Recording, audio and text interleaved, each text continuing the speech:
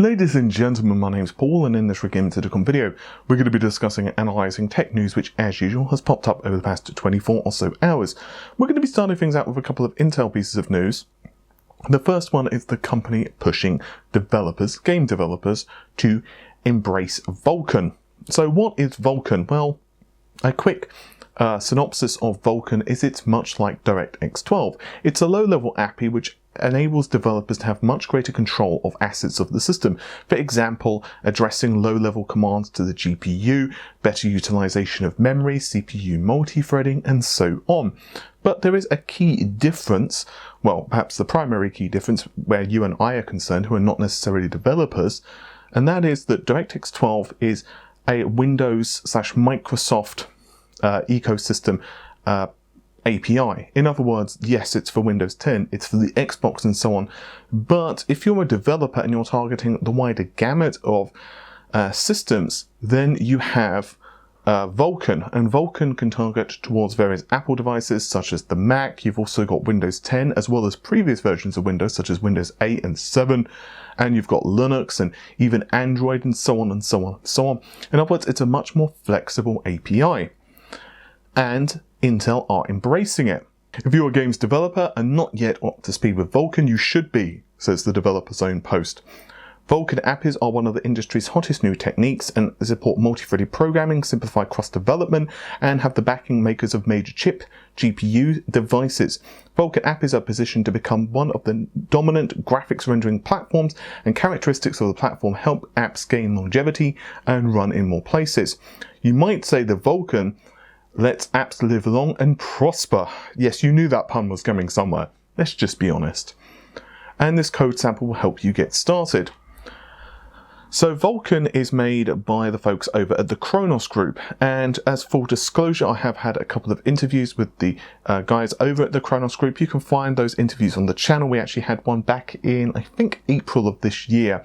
I believe was the last time I spoke with the folks over there, and it was Neil Trevitt, who is also a pretty high up guy in NVIDIA. He is the Vice President, I believe, of mobile ecosystem at NVIDIA, but also the President of the Kronos Group. So the fact of the matter is, Intel embracing Vulkan is actually a pretty big deal. The reason behind that is, yes, of course, NVIDIA, AMD are instrumental in pushing high-end graphics solutions, right? We all know that if you want the fastest frame rates, then buying a Geforce or an AMD card is the way to go. But IGPs, which of course Intel have with its various core processors and so on, are the most prevalent devices in computers, because you've got laptops, you've got 2-in-1s, and you've got desktops all supporting these. You can just look at the Steam hardware surveys and other such media to find out that yes, Intel are pretty big here. Plus, and perhaps most crucially of all, you've also got Intel releasing their next generation graphics cards in 2020, which of course will be discrete orientated. So my personal opinions, I really like Vulkan. I don't want to get into this API is better than this API, because it really does depend on what you're doing, right? If you're a developer and all you care about is Windows, or you care about the Xbox, well, Vulkan's great, but it doesn't really most likely benefit you. Conversely, if you are a developer who wants to target lots of platforms, then by all means, pushing Vulkan is certainly the way to go, because it means, as Intel themselves have said, there is just plumb less you need to concern yourself with. Although, as Neil Trevitt himself said in an interview, I'll try to remember to link these interviews in the video description, but if not, you can simply search Kronos on the channel and it will pop right up. As Neil himself said, actually porting DirectX 12 code to Vulkan, or even Metal, which is Apple's own low-level API, is not too difficult. So if you have a fundamental principle understanding of one, then you have a reasonable understanding of the other, although there are some underlying differences which are well outside the remit of this video. But still, it's a fascinating topic, and I'm glad to see that Intel are pushing this. I, for one, really want to see the adoption of low-level APIs because, well, it just improves the performance of games. So this is an update to a story that I covered yesterday from Francois Pidonal, who is an ex-employee of Intel. He actually worked there for 2 decades as a chip architect, and he claimed that Intel were killing off the extreme line of processors and other products. Well, apparently not. Intel themselves have responded and issued a statement to PC Gamer. The long and short of it is that they are not planning to do this, that there is no plans at the moment to kill off that product line. There is no changes to the branding of Intel Core Extreme Edition processor and Core X series processor family. Yes, a pretty short and sweet statement, yes, but it does certainly get the message across. So unsure what's going on there with Francois, but hopefully we get an answer over the next couple of weeks exactly what Intel are planning, or if there is any changes going along. Perhaps it's something very subtle, perhaps it's something that Intel are not planning to talk about yet, or perhaps he just got his facts wrong. After all, he no longer works there, so perhaps someone told him some misinformation and then that's what we've got. While I do agree that Intel's lineup of processors is a little convoluted at the moment, thinking about it rather carefully, I do actually quite like the idea of them having Extreme Edition processors. I do feel that they act as a flagship for the company, and it's much the same as I would not want, let's say, Nvidia to kill off the Titan lineup or the GTX 1080 Ti branding or whatever, because I do think it helps denote the fact that yes, this is the highest end SKU. With that said, I do still stand by my original thoughts, and I do feel that Intel do need to simplify the branding message of their CPUs, but I do like the variety of their CPUs. I just think that they need to kind of work more on the i9s and the i7s and just get kind of a more concise and clearer message across for gamers and consumers. In a slightly less good piece of Intel news, there has been yet another series of Spectre vulnerabilities that have been discovered by Intel. The good news is that thus far, these exploits seem to have not been found and used maliciously for attacks. Instead, these vulnerabilities were actually found by researchers who are paid by Intel's bug bounty program, and the names are, I'm probably going to pronounce this incorrectly, but Vladimir Kranowski and Carl Wardansberger, and they were paid $100,000 to find these. So now they have been chronicled under CVE 2018-3693 and is among 12 new CVEs Intel will publish this week. They have also pledged to release quarterly microcode updates, which of course will be instrumental in the security. I'm not going to go too much into how these vulnerabilities work because, well, they're very similar to previous Spectre variants and targets the speculative execution engine of the processor with it bound check bypass store attack. So very similar to what we've seen previously, but just a slightly different variant thereof. You can find the white paper linked in the video description if you do want more information of this.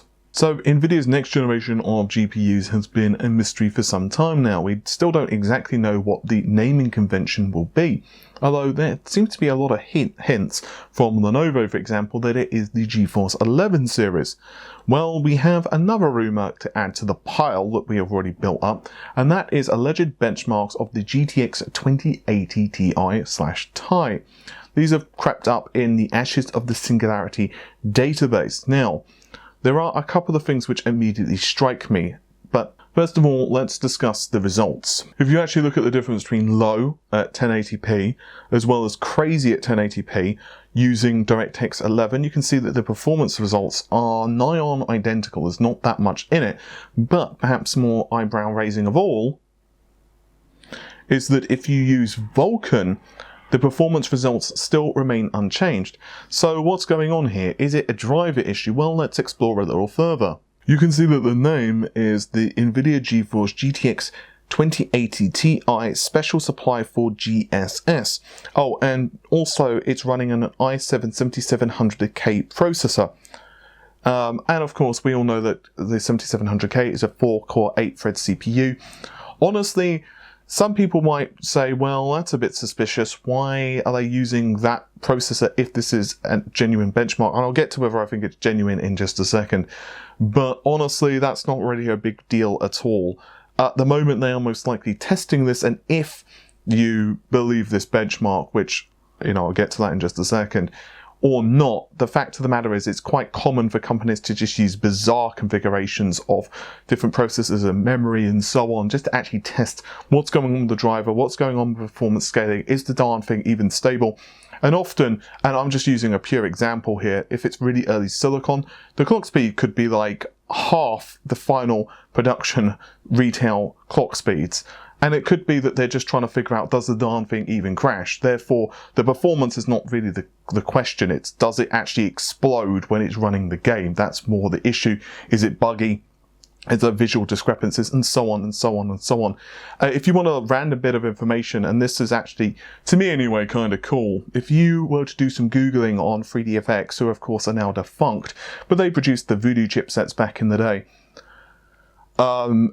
Their very last GPU, well, it wasn't even a GPU, but the last cards that they were making, which was, I believe, Rampage, they were actually getting closer and closer and closer to the final production of that card, and they actually had to do things like having him have a dongle that they kind of folded together, put together, because it was literally, they put the display connector, some of the cabling essentially reversed, so it was inverting the image and random bits and pieces like that. So when you're actually putting together prototypes, I mean, just another random example, but the first Xbox was literally made out of random pieces of laptops. So, you know, a random CPU that's in a test bench is not a particularly big deal, at least in this stage. But GSS is actually an abbreviation for GRU Sparse Solver. You can actually check out their website, but it's basically a sparse direct dissolver, which is for running GPU and CPU compute simulations simultaneously. It's a bit weird that that's popping up here, especially given it's a GTX 2080 Ti. Now, the reason I'm very skeptical about these benchmarks is for numerous reasons. One, the performance results are not that much different from what you would expect from even a 1080. Yes, it's only running on a 7700K, but honestly, that still shouldn't be that much of a big deal. There still should be ample GPU performance difference between this and the other, unless you've got really weird things going on with the silicon, like the clock speeds aren't final or whatever. The other thing that really makes me suspicious is the fact that we're looking at the GTX 2080 Ti. First of all, the fact that it's 2080, when from what Lenovo have leaked, it's the 11 series. Now, it's possible that Nvidia could have decided to change the branding name again, but I highly doubt it at this point. I mean, most signs point to the fact that it's going to be the 11 series, and I'm pretty confident it's not going to be the 20 series. I think that Nvidia will want to go from 10 to 11. That's my personal take on this.